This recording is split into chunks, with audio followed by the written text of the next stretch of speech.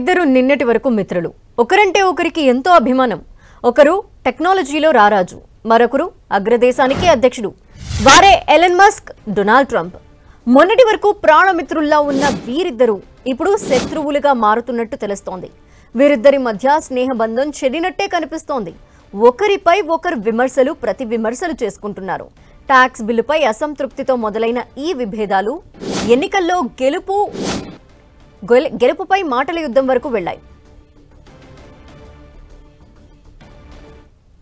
తాను లేకుంటే ట్రంప్ ఎన్నికల్లో ఓడిపోయేవారని ఎక్స్లో పేర్కొన్నారు Elon Musk. Democratic party house ని నియంత్రించే వాళ్లని రిపబ్లికన్లు సెనేట్లో 51-49గా ఉండేవారని చెప్పారు. దీనికి ముందు డొనాల్డ్ ట్రంప్ మాట్లాడుతూ రిపబ్లికన్ ట్యాక్స్ బిల్లుని ఎలన్ మస్క్ వ్యతిరేకించినందుకు తాను చాలా నిరాశ గురయ్యానన్నారు. ఎలన్ మస్క్ కి వైట్ హౌస్ గుర్తుకొస్తుందని, అతను ట్రంప్ డిరేంజ్మెంట్ సిండ్రోమ్తో బాధపడుతున్నారని ఆయన అన్నారు. ఎలన్ వైఖరి పట్ల చాలా నిరాశ గురయ్యానని, తాను అతడికి చాలా సహాయం చేశానని అన్నారు.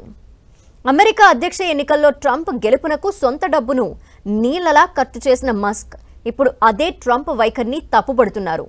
డోస్ బాధ్యతల నుంచి వైదొలగడానికి ముందే వీరిద్దరి మధ్య అభిప్రాయ భేదాలు వచ్చాయని నివేదికలు చెప్తున్నాయి.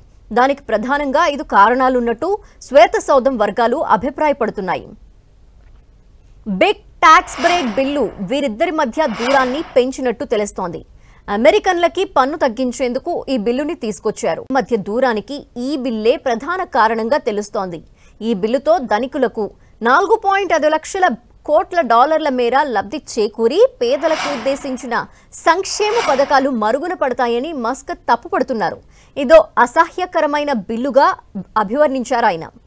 రుణ పరిమితిని పెంచి అమెరికా ఆర్థికాన్ని దివాళా తీయించేలా ఉన్న ఇలాంటి బిల్లుకు మద్దతిచ్చిన వారికి సిగ్గుండాలని తీవ్రస్థాయిలో ధ్వజమెత్తారు.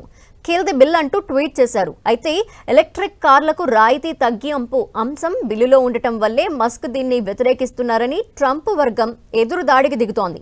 మరోవైపు ఎక్స్ వేదికగా దీనిపై పెద్ద సుదీర్ఘమైన డిబేట్ రన్ చేస్తున్నారు ఎలన్ మస్క్. పనిలో పనిగా అమెరికాలో మరో రాజకీయ పార్టీ రావాల్సిన అవసరం ఉందని, అది న్యూ బ్లడ్తో నిండుండాలని అభిప్రాయపడ్డారు. ఈ మేరకు పార్టీ పెట్టే అంశంపై స్పందన కోరేందుకు ఓ పోల్ని కూడా రన్ చేస్తున్నారు మస్క్. అయితే మస్క్ విమర్శల నేపథ్యంలో వైట్ హౌస్ స్పందించింది. ఈ బిల్లుపై అధ్యక్షుడు తన అభిప్రాయాన్ని మార్చుకునే ప్రసక్తే లేదని తేల్చి చెప్పింది.